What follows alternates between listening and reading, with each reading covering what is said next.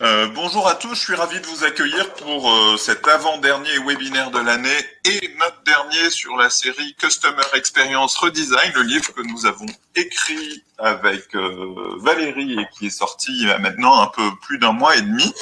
On a avec Valérie une audience, enfin un panel assez poilu comme on nous l'a fait remarquer, on s'en excuse, il n'y a que Valérie qui est là pour défendre la jante féminine. On fera encore plus gaffe la prochaine fois et puis on mettra aussi Valérie en photo, ça rééquilibrera quand même un peu les choses. Je vous laisse tous vous présenter, commence Valérie, et puis on fera le tour des différents participants. Eh bien, Valérie Vax, moi je suis consultante spécialisée en acquisition, fidélisation et expérience client. Et donc, j'ai coécrit ce livre avec Gabriel, donc Customer Experience Redesign. Et ravie d'en discuter avec vous. Julien ? Bonjour à tous et bonjour à toutes. Julien Bouchidi, je suis consultant en stratégie de communication avec 3 grandes expertises. Une première sur la stratégie de marque, une autre sur la co-création, faire travailler les gens ensemble, et puis la dernière sur les études de marché et les sondages au service du conseil stratégique. Très bien. Laurent ?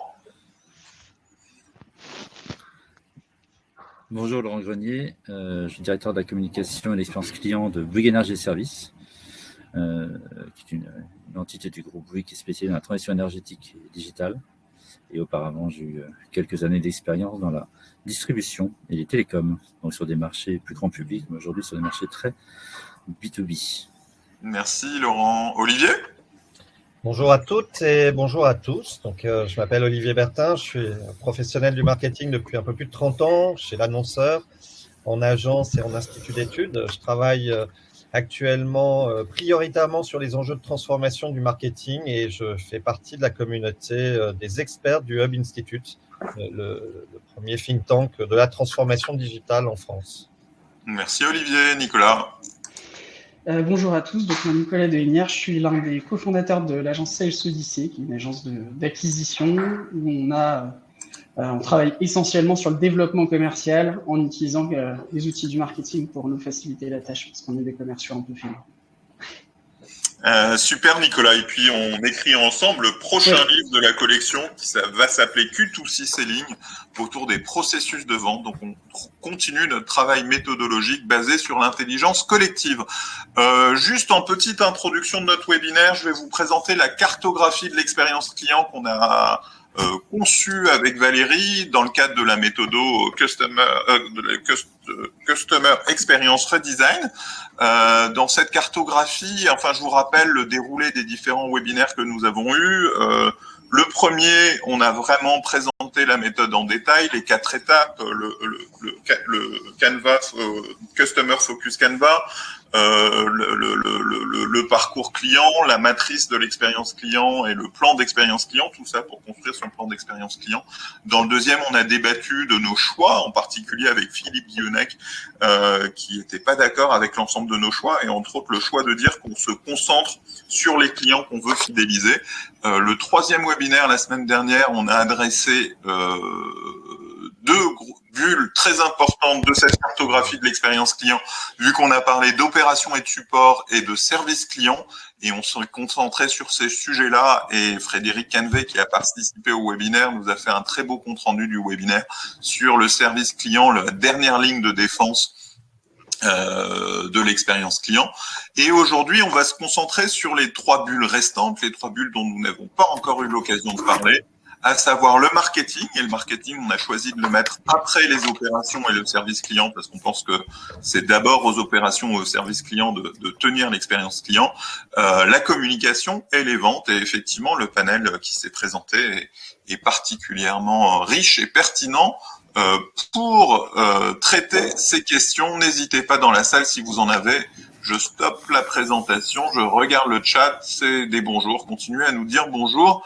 Et je vais vous partager le premier sondage. C'est un sondage que j'ai publié lundi sur LinkedIn pour qu'on commence à commenter ces sondages. Hop. Quel est le meilleur moment dans la vie de l'entreprise pour travailler sa stratégie d'expérience client ? Les réponses se sont concentrées sur la conception, puis à 48%, après quelques mois à l'année 24%, et au lancement 12%. Est-ce que parmi vous, il y a quelqu'un qui veut prendre la parole en premier, ou sinon je distribue? Pas de demande particulière. À toi, Olivier, je te vois sourire. Ouais. Moi, globalement, mon ressenti, c'est que cette problématique de l'expérience client, c'est une problématique permanente. Elle doit être réfléchie au moment où on conçoit une nouvelle offre, un nouveau produit, un nouveau service, et elle doit guider finalement l'action de l'entreprise et l'action de toutes les parties prenantes de l'entreprise tout au long du développement de la vie de l'entreprise. Et quoi qu'il arrive, c'est plus facile de délivrer une bonne expérience client si on a mis en place originellement les bons piliers que de s'attaquer à cette problématique parce que l'entreprise a des problèmes, parce qu'elle souffre d'un développement de l'environnement concurrentiel. Donc, il y a tous les moments de vie clés d'une entreprise sont des moments qui sont adaptés à cette question de l'expérience client et qui sont adaptés au fait de s'attacher à traiter cette question de l'expérience client. Alors, avant que d'autres personnes rebondissent, j'ai lancé le prochain sondage, donc vous pouvez voter aussi directement en ligne autour du prochain sondage qu'on commentera juste après. Julien, vous voulez rajouter quelque chose sur l'intervention d'Olivier? Ah, faut mettre le micro. C'est en haut au milieu. Et là, on a perdu Gabriel. Les autres du direct. C'est ça.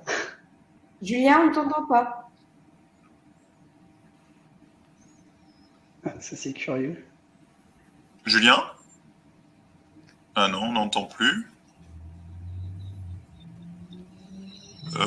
Laurent, en attendant que Julien retrouve la parole.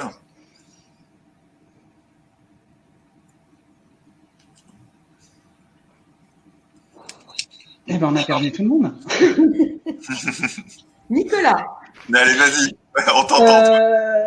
On m'entend. Bon, bah, non, mais ouais, je suis totalement d'accord sur le fait que, au final, l'expérience client, c'est quelque chose qu'on va tout le temps travailler et retravailler parce que, comme beaucoup de process qu'on mentionne, que ce soit la vente, le marketing, beaucoup de choses se font en fait en co-construction. Il y a l'entreprise d'un côté et il y a les clients de l'autre.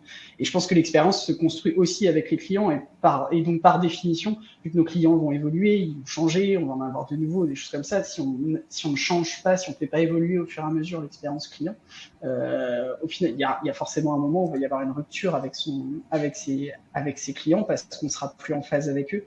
Donc, c'est important, je pense, d'y penser dès le début d'un projet, mais de la remettre en question constamment. Je pense que ça fait partie de ces process que si on ne les améliore pas, en fait, on est déjà en train de les dégrader. Est-ce qu'on a retrouvé Julien? Ben non. C'est fou, ça. Ouais, faut relancer peut-être Webinar Jam. Moi, ce que j'avais répondu à ce sondage, effectivement, c'est que toutes les étapes sont importantes avant le lancement du produit, au lancement et après le lancement. Et j'ai parlé d'humilité ou d'ouverture parce que l'humilité, c'est de se dire oui, on a travaillé sur l'expérience client en fonction des données et puis certainement des convictions qu'on pouvait avoir. Et c'est quelque chose en fait qui se mesure, qui se teste en permanence, notamment avec les remontées du terrain, et donc qui s'améliore en permanence. Quand je dis en permanence, évidemment, on ne va pas faire tous les jours une réunion ou retravailler sur l'expérience client, mais on le fait avec régularité. Moi, hier, j'ai fait un atelier dans une petite entreprise qui se lance et qui est très, très centrée sur l'expérience client en termes de différenciation. Et je leur ai dit, vous êtes une petite entreprise, réunissez-vous tous les 15 jours. Toutes les parties prenantes sont là et analysez vos retours, travaillez votre intelligence collective pour l'améliorer de manière régulière. Est-ce que vous m'entendez? Yes, oui. Bravo. Ouais, super. Ouais, moi, ce qui m'a interpellé, c'est notamment les gens qui se sont positionnés sur l'item au lancement. Parce que du coup, l'expérience client est devenue tellement clé que vous avez des entrepreneurs qui vont effectivement créer en fait leur activité, leur offre, leur proposition autour d'une expérience client. Et après, sur cette expérience client qui est un peu l'ossature de leur stratégie, ils vont greffer des produits, ils vont greffer une offre. Et donc ça, effectivement, c'est assez contre-intuitif, c'est un peu révolutionnaire. C'est-à-dire, du coup, on se disait d'abord, on a notre offre, on la teste, et puis ensuite, quelle expérience client. Là, maintenant, ce qu'on voit, c'est ce renversement qui est très intéressant et qui fait qu'on pense d'abord expérience client, on fait vivre une expérience et on se base évidemment sur l'émotion des gens et ce qu'ils souhaitent ou ce qu'ils veulent ou ce qu'ils vont ressentir. Et du coup, après, on greffe toute la stratégie dessus. Oui, parce qu'en fait, aujourd'hui, l'expérience client c'est une des composantes du produit quasiment. C'est-à-dire que je vois, dans la manière dont on approche la plupart des produits qu'on va essayer de créer. Alors, je pense que c'est particulièrement vrai dans le service, mais à mon avis, c'est vrai partout maintenant. C'est difficile de dire j'ai un produit si on n'a pas pensé l'expérience client qui va avec, parce que, oui, c'est une composante hyper importante du mix de son produit, tout simplement. Laurent, au cas où, je ne sais pas si tu arrives à bon. Ouais, c'est bon. venir. Effectivement, non, on est sur des métiers de service, hein, et sur ces métiers de service avec des relations de longue durée avec nos clients sur plusieurs années. Donc l'expérience client est un sujet qui se détermine de manière continue parce que c'est un mode d'amélioration continue de la production du service. Et c'est même un sujet qu'on aborde sur des marchés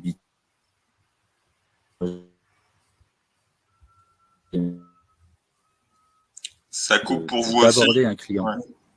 Ouais. Même un client institutionnel, c'est un client qu'on va aborder d'abord en questionnant l'ensemble des interactions qu'on va avoir avec lui. Ça coupe, Laurent. Laurent, tu dois peut-être arrêter de te mettre en mode image. Avant même d'avoir remis l'appel d'offres, au moment de la remise. Petit problème technique.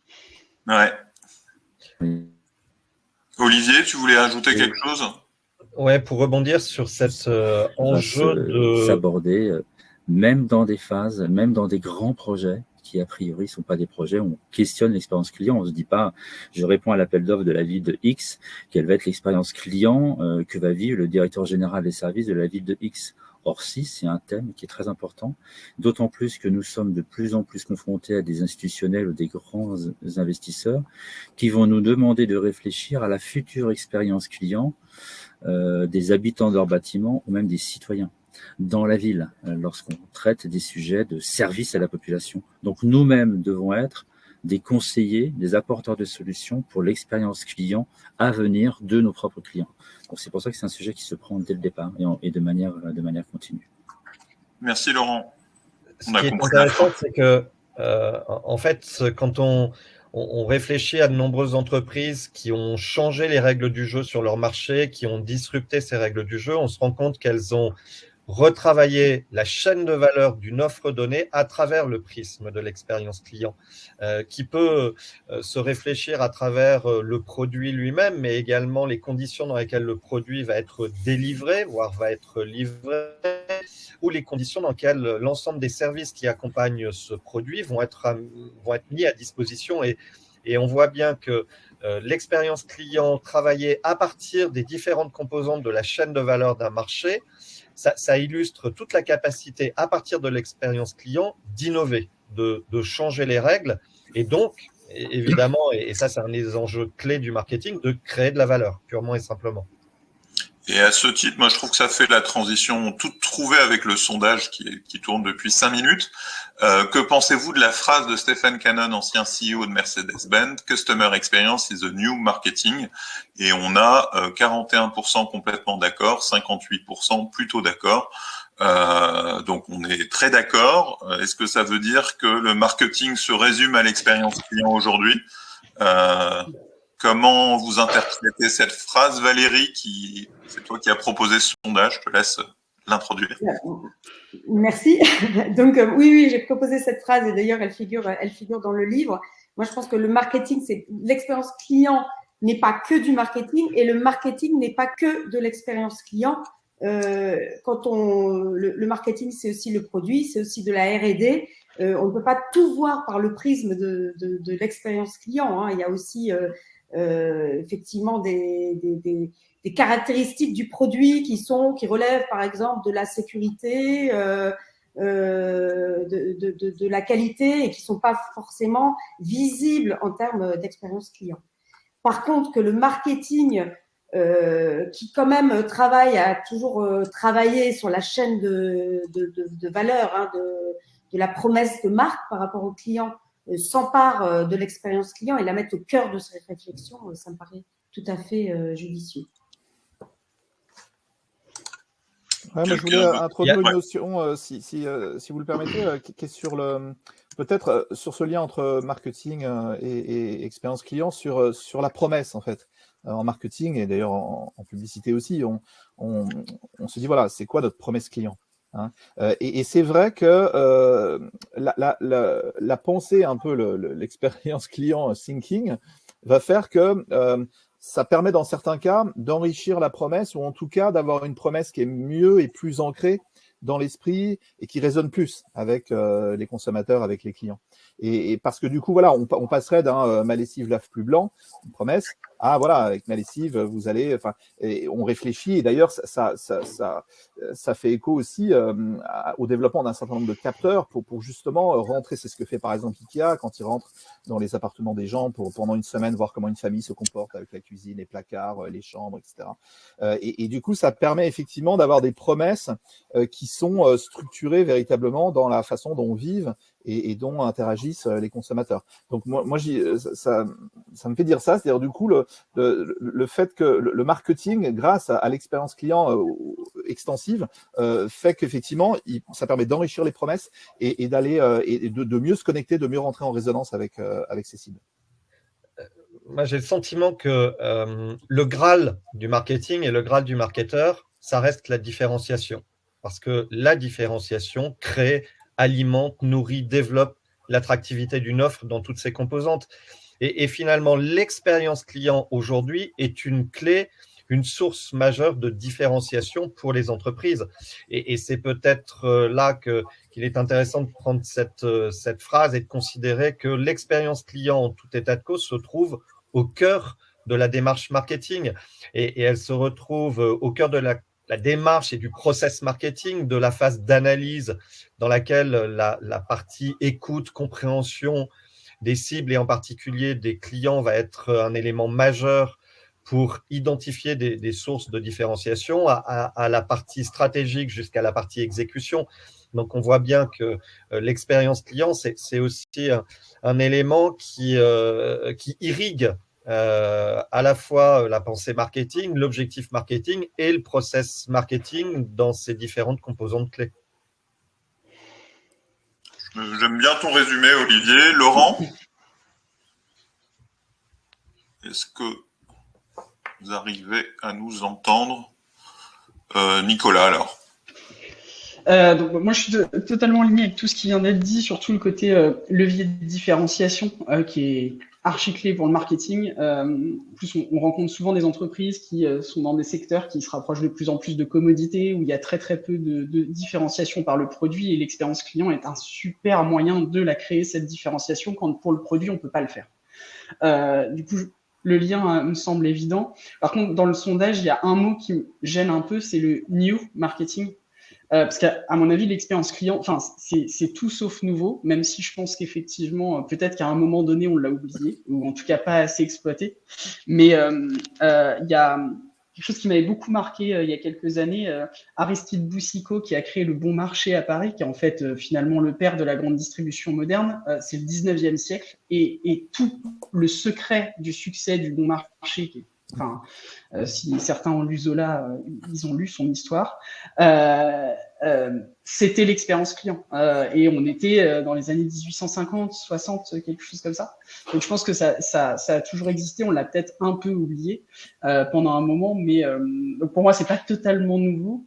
Mais c'est ce qui montre aussi son pouvoir, c'est que ça a jamais cessé d'être important pour pouvoir exister et exister sacrément, parce qu'à l'époque, c'était vraiment énorme le Bon Marché. Merci beaucoup. Moi, pour vous partager ma vision, et faire la transition avec le prochain sondage, moi j'ai une vision de l'organisation d'une entreprise qui peut se faire autour des 3 grands process qu'on a évoqués déjà. Il y a celui de l'expérience client dont on a parlé, et c'est comment on délivre le service et comment on pense le service, et qui rejoint un autre process qui est celui de l'innovation et de la conception des nouveaux produits. Et on le voit dans ce qu'a dit Olivier, c'est que l'expérience client peut être un angle de l'innovation, de la conception de nouveaux produits. Dans le post que j'avais fait sur LinkedIn, j'avais parlé d'Uber qui a été créé sur la réinvention de l'expérience client des taxis parisiens. Je cite aussi Virtuo, qui est une application de location de voiture qui réinvente la location de voiture en vous amenant la voiture à la maison avec une clé Bluetooth qui fait qu'on n'a plus besoin de faire la queue. Donc ça participe aussi à la conception. Donc on a le process expérience, on a le process conception et on a encore le grand process ou la grande vue qui est celui de l'acquisition. Et souvent le marketing est réduit à l'acquisition et le reste est oublié. Là en l'occurrence on semble être tous d'accord pour dire que l'expérience est au moins aussi importante, si ce n'est plus importante que l'acquisition. Mais ces deux process qui finalement vont être pas mal en conflit parce que on n'a pas la même démarche pour acquérir de nouveaux clients que pour leur faire vivre la meilleure expérience. Et à ce titre, j'introduis le nouveau sondage. Pensez-vous que le marketing digital devrait être plus respectueux de l'expérience client? Et en particulier, on parle du marketing digital utilisé ou pratiqué pour faire de l'acquisition client. Et les réponses ont évolué d'ailleurs. Elles étaient beaucoup plus fortes sur « je reçois encore beaucoup d'emails spam », ce qui reste la première réponse, mais on était à 50% au début du sondage. Oui, mais les marques sont plus respectueuses, effectivement. Je pense qu'il y a vraiment un vrai effort qui peut être fait. Non, peu de marques sont intrusives. Bon, il y a quand même des optimistes. Et oui, mais les communications peuvent être bloquées. Voilà, tout ça pour dire qu'il y a quand même encore des tensions entre la notion d'expérience et la notion d'acquisition. Julien, je vous vois opiner du chef, donc je vous donne la parole. C'est autant une réaction de professionnel que d'utilisateur en fait, parce que c'est vrai que j'ai l'impression qu'on est vraiment dans le monde des plus gros contrastes sur ce sujet-là. C'est-à-dire, du coup, on voit bien qu'il y a des marques qui arrivent effectivement à faire une mise en conversation intelligente et qui agissent avec leurs consommateurs au bon moment. Et puis, à côté, des marques et des entreprises par milliers qui font du marketing direct ou digital comme on le faisait dans les années 50 dans les boîtes aux lettres des maisons. Et c'est vrai que on a vraiment tout, et c'est vrai que le marché ne progresse pas, tout le monde ne progresse pas de la même façon là-dessus. Et c'est vrai que des fois, vous pouvez avoir des situations un petit peu hybrides, où il y a des marques qui réussissent très bien sur, par exemple, des opérations limitées dans le temps, des grands lancements produits, etc. Et puis qui après, par le poids des habitudes, etc., va moins bien se comporter, va être moins pertinent et va saturer, irriter ses consommateurs ou ses prospects, et donc qui peut engendrer des frustrations et donc du bruit sur la ligne dans l'acquisition et dans une acquisition de long terme et d'une conversation avec ses consommateurs.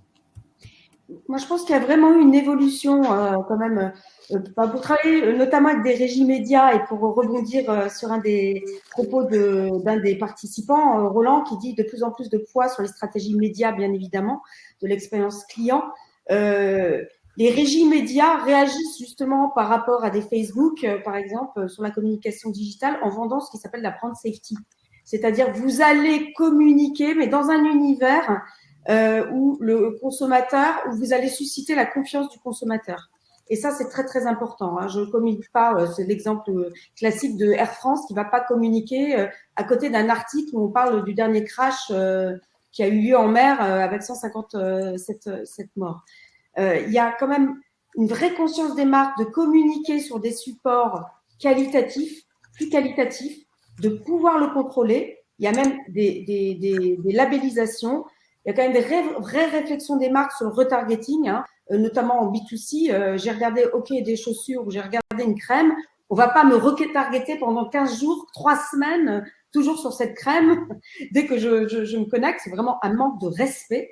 Là, on peut vraiment parler de respect quand on parle de plan média. Et pour travailler aussi avec des marques, hein, avec des régies médias et des marques, je pense qu'il y a vraiment ce souci-là d'apparaître comme une marque de plus en plus respectueuse de ses audiences. Aujourd'hui, quand on fait le lien entre l'expérience client et le digital, je pense qu'il y a 3 mots-clés qui doivent guider la réflexion du marketing, de la communication et plus globalement de toute l'entreprise, c'est la privacy, le consentement et les préférences.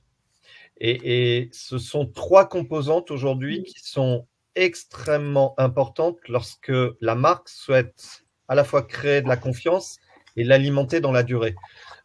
Est-ce qu'aujourd'hui, il est cohérent de constater dans sa boîte email 6 ou 7 emails différents de la même entité qui est un des leaders de la culture en France, par exemple, et qui en arrive quasiment à spammer les individus en multipliant les offres, en multipliant les propositions, en multipliant les promotions. Et là, vraiment, on est au cœur de l'expérience et des attendus des consommateurs à cet égard. Et en plus, il existe aujourd'hui des solutions technologiques parfaitement maîtrisées qui permettent de gérer de façon efficace ces questions de la privacy, du consentement et des préférences des individus à l'échelle la plus fine qui est le one-to-one. Laurent, est-ce que vous arrivez à… Laurent m'a envoyé un message me disant que c'était très difficile de nous connecter. D'accord. Nicolas, au cas où? Ouais, ce que là-dessus, je pense que, alors effectivement, avec l'acquisition, il y a des tas de travers, surtout en ce moment, sur certaines tendances qui ont émergé. Je pense notamment dans le B2B à l'utilisation un peu trop intensive de l'automatisation LinkedIn, pour ne désigner personne. Il y a l'acquisition entraîne des dérives, mais par contre, pour moi, acquisition et expérience client, c'est pas du tout antinomique. Et je pense qu'il y a un concept qui est important, c'est la consistance de l'expérience client. C'est-à-dire que si on a un énorme différentiel entre l'expérience client qu'on va proposer aux prospects, donc qui ne sont pas encore clients, et aux clients, ça posera problème. Dans les deux sens. Si on a une super expérience client au moment de l'acquisition, donc avant que la personne soit client et qu'une fois qu'il est client, c'est décevant, le contrat sera d'autant plus saisissant et ça va poser des problèmes sur la satisfaction, sur la fidélisation, des choses comme ça. Et puis quand on travaille bien l'expérience client, même en avant-vente, mais là je dois être un peu en avance sur le sujet de la vente, on finit par avoir des personnes avec qui on ne travaille pas ou qui ne sont pas clients, qui pourtant promeuvent notre expérience, qui promeuvent nos produits parce qu'on a énormément travaillé cette expérience-là. Donc, ouais, il y a des dérives, mais alors vraiment, il faut faire super attention. L'acquisition, ça fait partie du parcours et de l'expérience, et du coup, il faut la travailler en tant que telle. C'est pas autre chose. Ça en fait partie, c'est sûr, mais les objectifs de l'expérience client peuvent être parfois en contradiction ou se confronter aux objectifs de l'acquisition. Ne serait-ce que sur la question du prix, par exemple. En termes d'expérience, on va peut-être avoir tendance à vouloir diminuer le prix, je caricature, hein, et en termes d'acquisition, pour faire plus de chiffre d'affaires, à l'augmenter. Donc il y a des arbitrages de cette nature, hein. Là j'ai mis un truc un peu simple, etc. Mais on va dire qu'on a 2 familles d'objectifs différentes. D'un côté, augmenter le nombre de clients, augmenter le chiffre d'affaires. De l'autre côté, satisfaire tous les clients, avoir que des commentaires et des retours positifs, hein, toujours de façon très caricaturale. Et ça peut être antinomique l'un avec l'autre. Mais je comprends souvent, c'est une opposition entre des objectifs court terme et long terme aussi, qui sont toujours des arbitrages très compliqués à avoir. Et à mener au niveau de la direction. Enfin, ça remonte. Olivier, tu voulais compléter ? Ouais, quand on parle d'expérience client, je pense qu'il faut garder en tête le fait que cette expérience client, c'est une équation, une combinaison. C'est ce qu'on évoquait avant, qui est la combinaison d'une supériorité ou d'une clé de différenciation du produit. C'est le résultat aussi d'une forme d'excellence opérationnelle de l'entreprise. Et enfin, et c'est fondamental, c'est le résultat également de la capacité d'une entreprise à créer une forme d'intimité avec le client. Et c'est bien cette combinaison de 3 ingrédients clés qui va créer de la fidélité au-delà de l'engagement, parce que l'expérience client est au rendez-vous. Et effectivement, le digital d'un côté et de l'autre, un curseur qui est mal positionné entre des enjeux un petit peu trop volontaristes d'acquisition et des enjeux de fidélisation peuvent générer des dérives. On crée pas une bonne expérience client quand on pousse la porte en mettant le pied dans la porte. Et donc, le respect du consommateur, du client, qu'on soit en B2C ou en B2B, à travers la prise en compte de ses préférences, est fondamental dans la construction d'une expérience client satisfaisante et durable. Ça nous amène au sondage suivant, enfin, on parlait, c'est pas le nouveau marketing et que ça existait déjà il y a près de 200 ans. Néanmoins, ce qui a quand même changé ces 10 dernières années, c'est les réseaux sociaux et qui, effectivement, sont un fort contributeur au fait qu'on se réintéresse à l'expérience client parce que le client peut beaucoup plus s'exprimer, communiquer. De la même façon, le collaborateur peut s'exprimer, communiquer, exprimer son mal-être en entreprise. Donc, on a partagé ce sondage, comment les médias sociaux contribuent le plus à améliorer l'expérience client. Et ce qui ressort le plus, et avec vraiment une grosse majorité, les clients peuvent interagir avec les marques. Et après, les marques engagent un dialogue personnalisé. Vas-y, Valérie. Je peux prendre la parole, oui. On voit là, hein, ça. Enfin, d'ailleurs, les chiffres sont énormes, puisque 81% ont répondu que c'était l'interaction qui était importante. Ça correspond à une vraie attente des consommateurs, hein, qu'on voit depuis 10 ans, avec toutes ces enquêtes qui ont eu lieu sur les millenniums, qui disaient « Moi, je veux interagir avec une marque ». La communication qu'on appelait top-down, ça peut faire rêver, mais on appelle par les médias traditionnels, hein, que ce soit l'affichage, la télé, la radio. Ok, mais moi, je veux pouvoir interagir avec une marque. Donc, bien sûr, avec le développement des réseaux sociaux, on a eu les médias rêvés pour le faire. Donc, les marques aussi, et moi, il m'arrive d'en accompagner, veulent être présentes, bien sûr, sur les médias sociaux. Moi, ce que je leur conseille aussi, c'est choisissez bien vos médias parce que c'est un vrai engagement d'être présent sur les réseaux sociaux. Il vaut mieux être présent sur LinkedIn si c'est le média le plus approprié ou être présent sur Twitter et pas forcément sur tous si vous n'avez pas les moyens d'interagir dans un temps donné, sachant que les attentes sont très fortes, hein.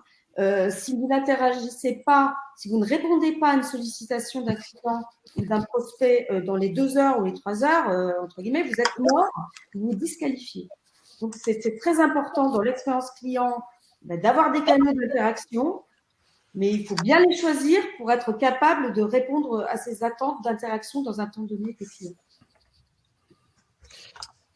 En fait, les réseaux sociaux sont une composante qui alimente la proximité entre une marque et ses audiences et ses cibles clients en particulier. Pour donner un exemple très concret qui matérialise ce besoin, cette recherche de proximité, on voit de plus en plus des enseignes nationales qui travaillent leur présence locale. Un des meilleurs exemples, c'est ce sont tous les hypermarchés et les supermarchés du groupe Carrefour. C'est plus de 1200 magasins qui possèdent chacun et qui animent chacun leur propre page Facebook. Et des outils et des moyens ont été mis en œuvre pour fluidifier l'investissement au niveau local. Chaque point de vente dispose d'une bibliothèque de contenu qui peuvent adapter, évidemment, personnaliser. Chaque point de vente dispose d'un calendrier éditorial. Donc, on voit bien le lien entre cette notion d'expérience client, de proximité, de capacité de la marque à matérialiser son ancrage local. Et en même temps, le côté sombre des réseaux sociaux, ce sont toutes les dérives. On a une actualité récente qui est l'abandon par Lush, qui est une marque de cosmétiques. Le 26 novembre, Lush, donc il y a quelques jours, Lush a annoncé qu'il se retirait de Facebook, de Instagram, de Snapchat et de TikTok pour protéger ses clients des effets qu'ils considèrent graves de ces médias sociaux sur la santé mentale. Donc là encore, c'est un curseur à correctement positionner qui tienne compte de la réalité des attentes et des pratiques de ses propres audiences et de ses propres clients. Et c'est tout le caractère intéressant de cette expérience client qui, quoi qu'il arrive, va toujours passer par une forme de personnalisation, à la fois dans les messages, mais aussi les canaux et l'architecture de mise en œuvre de ces canaux. Merci, Olivier. Pour rebondir sur ce que vient de dire Olivier, c'est vrai qu'on interagit avec ses clients, mais du coup, évidemment, sur les réseaux sociaux, tout le monde interagit avec tout le monde. Et c'est vrai que sur la question du sondage de est-ce que ça améliore, oui, bien sûr, ça peut enrichir, ça peut améliorer, mais c'est aussi un sacré enjeu pour les annonceurs et pour les marques, parce qu'en fait, évidemment, ce sont des amplificateurs, des chambres d'écho, en négatif comme en positif. Et que donc, ça suppose qu'il faut être beaucoup plus exigeant sur son offre et travailler l'excellence de son offre. Parce qu'effectivement, si vous n'êtes pas au niveau, vous allez avoir la sanction qui va arriver très vite et beaucoup plus fort et beaucoup plus vite qu'avant. Je donne un exemple qui est très flagrant, qui est celui de Vélib à Paris, depuis qu'il a été repris par la société Smooth & Go suite au départ de JC Decaux. Eh bien, en fait, il y a une telle médiocrité en fait de l'offre que du coup, la stratégie réseaux sociaux, qui font très bien, ils utilisent tous les réseaux sociaux, ils ont des community managers, mais du coup, elle vient mettre de l'huile sur le feu. C'est-à-dire, du coup, il y a un tel décalage entre effectivement la communication et la relation avec les utilisateurs et l'expérience qu'ils vivent, que du coup, je pense que ça serait ça serait presque mieux qu'ils ne disent rien qu'ils disent quelque chose. Donc ça, c'est vraiment flagrant. Et d'ailleurs, pourquoi j'ai parlé de JC Decaux ? Parce que JC Decaux, les connaissant assez bien, ils ont vraiment depuis le départ, quoi qu'ils fassent dans la ville, une obsession pour l'excellence des choses qu'ils posent dans la ville avec cette réflexion d'expérience client. Et là, du coup, ça marche mieux. D'autres commentaires sur le sujet des réseaux sociaux par rapport à l'expérience client? Quels sont pour vous les grands facteurs récents, parce que Freud, dans le chat, évoque que le offline existe toujours, on est d'accord, mais parmi les grands facteurs récents, et en particulier ceux liés au digital, qui font qu'aujourd'hui, on a ce réintérêt fort pour l'expérience client. On a parlé des réseaux sociaux. Est-ce qu'il y en a d'autres qui vous viennent à l'esprit? Moi, je pense que c'est l'environnement concurrentiel, il contribue pour beaucoup. Dans beaucoup de secteurs, c'est plus difficile. Enfin, on n'est plus vraiment sur des marchés d'offres, mais il y a des tonnes de concurrents, il y a des tonnes d'alternatives crédibles à n'importe quel produit. Parfois, il y a des dizaines de marques qui ont le même fabricant, qui vendent quasiment le même produit, et du coup, c'est devenu vital parce que c'est un des derniers terrains, mais pratiquement sur certains secteurs, un des derniers terrains de différenciation vraiment efficace. Et je pense que cette pression concurrentielle, le fait qu'il y ait de plus en plus d'acteurs sur chacun des marchés est un moteur très important à cette réflexion d'expérience client. Parce que forcément, quand on est tout seul sur un marché, on a moins besoin d'avoir une expérience exceptionnelle puisqu'on est le seul à répondre à ce besoin. Quand on est 100, c'est pas pareil. Après, on est confronté à un phénomène qui est que ces 2 dernières années, la pandémie a accéléré et amplifié dans tous les marchés, quels qu'ils soient, et en B2C et en B2B, la digitalisation. Et cette amplification de la digitalisation a fait tout simplement qu'aujourd'hui, la règle du jeu, c'est l'omnicanal. Et quand on dit omnicanal, ce n'est pas seulement un circuit de vente, c'est aussi un environnement de communication. Et donc, dans ces conditions, les réseaux sociaux, comme n'importe quel levier, canal de communication, sont une composante de la stratégie qui amène à délivrer une expérience client optimale. Moi, je ne dirais pas qu'ils ont pris plus ou moins d'importance. Ils sont maintenant au centre d'un ensemble de canaux extrêmement diversifiés qui doivent être combinés de façon intelligente pour permettre de délivrer une expérience optimale à n'importe quel moment, dans n'importe quelle condition, à travers n'importe quel canal, dans la mesure où le client, de toute façon, aujourd'hui, il a en tête, parmi toutes les attentes qu'il a, c'est un élément clé qui est la disponibilité ou l'ultra-disponibilité. Et ça vaut autant quand je décide d'acheter quelque chose et que je veux le récupérer très vite, que lorsque je souhaite une information et que je veux y accéder facilement, que lorsque j'ai un problème et que je veux avoir une réponse rapidement. Et donc, dans ces conditions, les réseaux sociaux jouent évidemment un rôle important à travers cette capacité de mettre en relation de façon quasi instantanée les différentes parties prenantes de l'expérience client. Merci Olivier, c'était là-dessus que je voulais aller, vers ce côté digital au sens large, avec les réseaux sociaux, mais aussi les sites e-commerce, les applications mobiles, tous ces nouveaux services qui créent cette omnicanalité, qui élargissent le champ des possibles dans les relations, qui multiplient les points de contact, qui multiplient les moments de vérité et qui font qu'on doit avoir cette expérience homogène. Et par rapport à ça, le sondage suivant, que pensez-vous de votre expérience d'achat sur les sites e-commerce? On a quand même 50% des participants qui disent que les sites ont encore de gros progrès à faire, et puis 50% qui se partagent entre satisfaisant dans la grande majorité des cas et surtout satisfaisant la plupart du temps. Donc encore une expérience relativement mitigée sur le e-commerce. Laurent, je ne sais pas si vous arrivez à intervenir de nouveau parce que je vous ai vu venir repartir. Si c'est le cas, on sera ravis de vous entendre, et sinon Valérie, Julien, Nicolas. Moi, ce que je peux dire sur, et là encore, c'est mon passé de consultant et on travaillait, enfin mon passé, mon présent, mais sur une mission passée de consultant et on travaillait pour un très gros site de e-commerce. L'expérience client était, je dirais, l'ossature et le parcours client de l'architecture de leur site, hein, et donc on était là pour l'améliorer en permanence. Tout n'était pas encore parfait, et je pense qu'il y a des sites, beaucoup de gens se lancent dans le e-commerce. Alors certains arrivent très vite et aboutit aussi à l'excellence.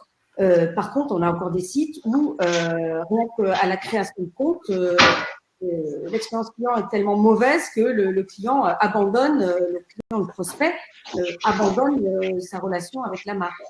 Donc, ce que je conseille en termes d'expérience client à ces entreprises, c'est de vraiment analyser leur tunnel de vente pour voir à quel moment, en fait, il y a des ruptures dans le parcours client qui font que, je dirais, l'expérience client, le parcours client s'arrête du fait d'une mauvaise expérience.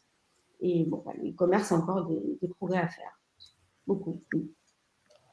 C'est un peu réducteur ce que je vais mettre en évidence, mais aujourd'hui, si on voulait caricaturer les attentes clients de façon globale, assez massive, ce qu'on pourrait dire, c'est qu'il y a une vraie attente qui a profondément augmenté ces dernières années, qui est aussi due à la digitalisation des marchés, qui est cette attente de disponibilité des marques, disponibilité des interlocuteurs, pouvoir contacter les interlocuteurs, avoir une réponse rapide, donc vraiment cette notion de disponibilité.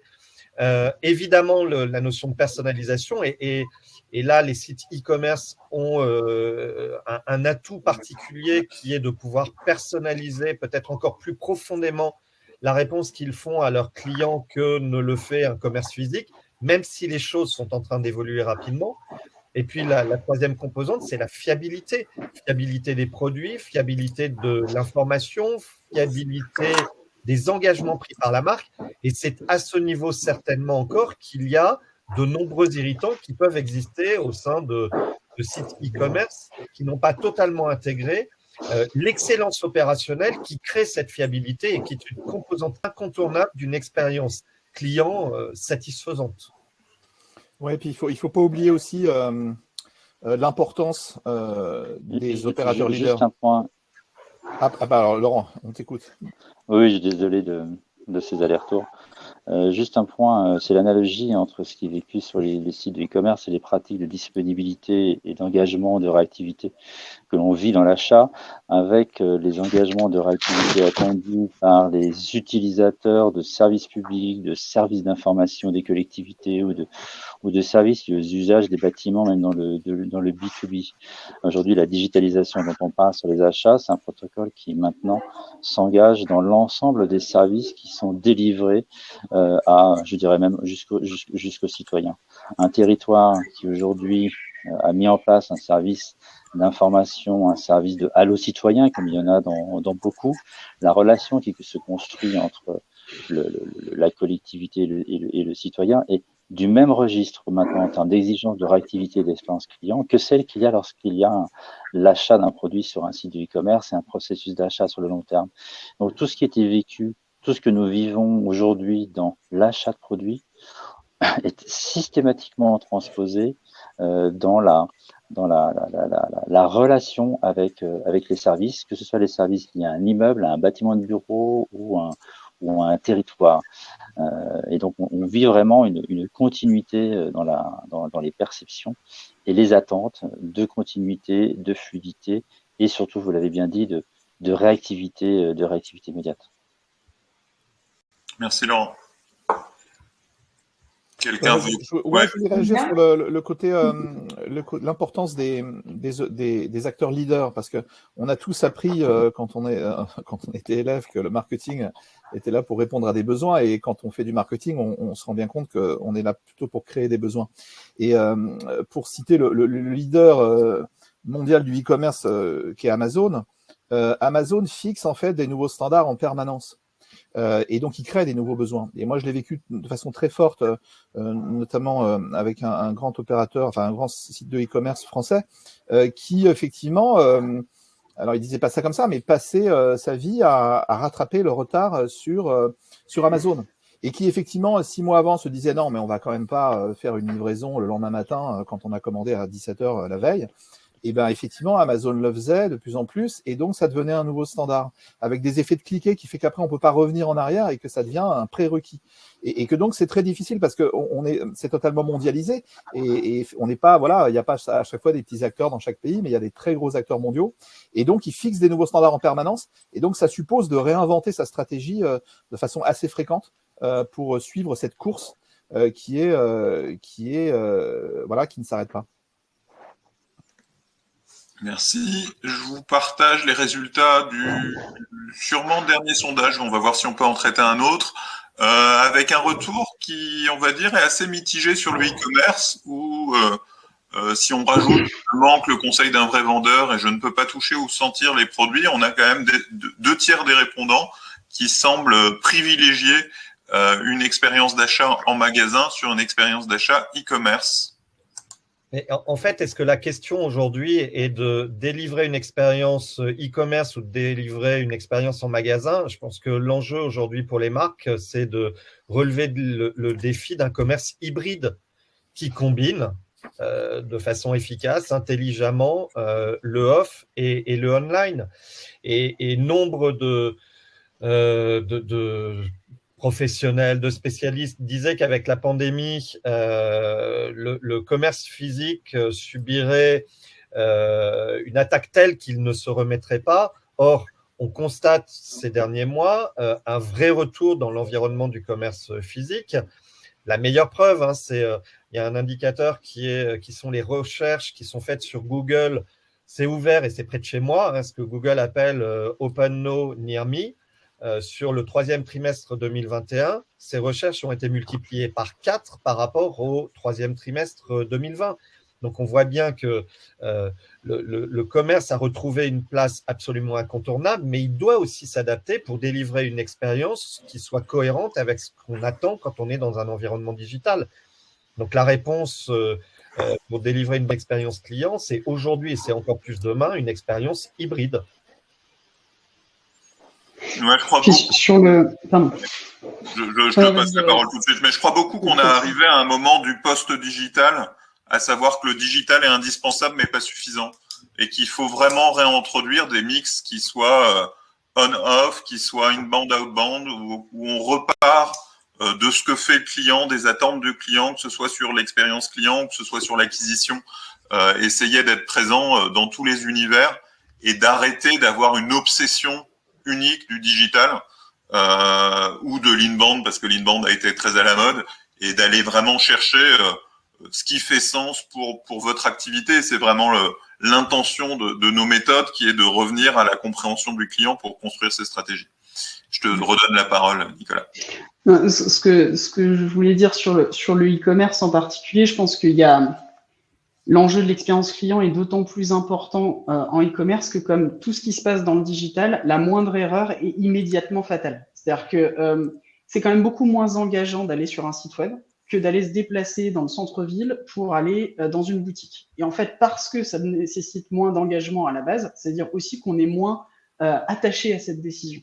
C'est-à-dire que si derrière on arrive sur le site web et qu'il y a quelque chose qui se passe mal, qu'on ne comprend pas ce qu'on doit remplir, qu'on ne sait pas où est-ce qu'on doit aller, on change de décision très facilement. C'est le principe de l'escalade d'engagement ou de l'effet de gel, en fait. C'est que plus on s'engage dans une voie, plus on a tendance à y persister. Mais en fait, avec le digital, l'engagement, il signifie tellement rien qu'on peut partir à n'importe quel moment. Ce qui fait que pour un site e-commerce, l'expérience client est d'autant plus importante que la moindre erreur est immédiatement fatale. Et en plus, il y a l'autre effet, c'est que winner takes all. Donc, généralement, celui qui réussit à être présent, il capte tout le marché. Et les autres vont constamment, c'est ce qu'on disait tout à l'heure, vont constamment courir après. Parce que vu qu'il a de l'avance, il a déjà les clients, il a déjà la confiance là-dessus et il peut se permettre d'innover parce qu'il a cette avance-là d'engagement. Et après, quand on fait que courir après les autres, ça coûte très cher. Et donc voilà, c'est surtout tout ce côté-là parce que c'est vrai que le digital... Quand on voit la différence, ne serait-ce qu'une seconde de temps de chargement sur un site mobile en trop, c'est 90% des gens qui partent. Et on voit, c'est quoi une seconde? Ça nous paraîtrait stupide si la porte mettait une seconde à s'ouvrir quand on arrive dans le magasin. Tout le monde ne fait pas demi-tour. Par contre, sur le web, c'est ça qui se passe. Donc, je pense que, si dans le e-commerce, il y a des... vous ne posez pas la question trop longtemps. Hein, l'expérience client, c'est la manière que vous aurez d'exister. Moi, je voulais juste rajouter une petite chose pour rebondir sur ce que vient de dire Nicolas, et puis pour ajouter à ce que vous disiez, Gabriel, tout à l'heure, sur les modèles hybrides, l'omnicanal, et le fait qu'on va vers effectivement du offline et du online intelligemment articulés ensemble. C'est vrai plutôt du point de vue des... je trouve plutôt du point de vue des acteurs anciens qui effectivement sont obligés d'embrasser le modèle online et qui du coup, pour certains d'entre eux, le font très bien et articulent très bien l'omnicanal. Mais de l'autre côté, je sais pas, je pose la question, je sais pas, j'ai pas la réponse, mais j'ai l'impression que ça se fait moins finalement pour les pure players. C'est-à-dire que Amazon, ils rachètent effectivement des réseaux de distribution physique, c'est vrai. Mais par exemple, Cdiscount, il y a quelques années, avait eu tout un projet de faire des magasins Cdiscount. Hein. Il y en a certains qui se sont ouverts à Paris. Et du coup, ça n'a pas pris. Ça n'a pas pris. Justement, l'expérience client n'était pas au rendez-vous. Pourtant, il y avait des vendeurs super compétents, super sympas. C'était très bien placé. Il y avait des très bonnes zones de chalandise. Et ça n'a pas pris. Et que donc, on est quand même sur effectivement des acteurs historiques qui sont obligés de réinventer leur modèle et de se dire on va quand même garder nos magasins. Et ça apporte de la valeur et des fois, effectivement, une grosse différenciation. Mais je ne sais pas si les très gros acteurs pure players ont autant besoin d'aller dans l'autre sens. Mais je pose la question parce que je ne maîtrise pas tout le sujet. En même temps, si je peux me permettre, Julien, pour alimenter ce que vous disiez tout à l'heure concernant Amazon et le fait qu'Amazon a toujours un peu d'avance sur les autres acteurs. Amazon vient de lancer récemment ce qu'ils appellent Amazon Local Selling, qui permet aux vendeurs sur Amazon de proposer aux acheteurs de venir retirer leurs commandes en magasin. Et donc là, qu'est-ce que fait Amazon ? Amazon alimente le développement d'une démarche hybride de la part de tous les acteurs du commerce, y compris d'ailleurs des petits commerçants, en proposant aux petits commerçants d'utiliser Amazon comme une vitrine numérique, tout en conservant l'atout de la proximité, l'atout du physique dans l'ensemble du parcours d'achat. Donc, je ne sais pas si… c'est un très bon exemple. Ouais. Ça matérialise, c'est un exemple en tout cas qui matérialise à quel point même ceux qui sont au plus haut niveau et un acteur comme Amazon prend en compte cette évolution et cette attente en matière d'hybridation de la proposition au sens global. C'est très vrai. Dans un bouquin qu'on a publié il y a 1 an ou 2 ans maintenant, c'était Sébastien Tortu qui avait analysé les DNVB, les Digital Native Vertical Brands. On s'est rendu compte aussi que dans la stratégie de ces DNVB, qui sont des petits acteurs mais digital native, vraiment ancrés dans le digital, qu'ils ont tous dans leur mix marketing une dimension offline. Je donne l'exemple de Teddy Bear, qui est la boîte fondatrice de l'association des DNVB, leur meilleur canal d'acquisition pour eux, c'est l'affichage dans le métro. Et donc dans leur mix d'acquisition, ça leur coûte moins cher d'afficher dans le métro que d'être que sur de la pub digitale. On a des gens comme Jimmy Fairley qui ont ouvert des boutiques. Enfin, même les DNVB ont une vraie dimension offline qui fait partie de leur stratégie, parce que moi je dis souvent quand il m'arrive de parler à des étudiants ou de rappeler que par nature le digital, si on fait que ça et on dépend que du digital, dans le temps on perd de l'argent. Et tout ça à cause de l'effet ciseau, à savoir que les coûts d'acquisition augmentent par la compétition, là où les marges baissent. Donc on est toujours coincé dans cette logique un peu d'effet ciseau de ça me coûte plus cher d'avoir un nouveau client et je dois baisser mes prix pour que mon client signe.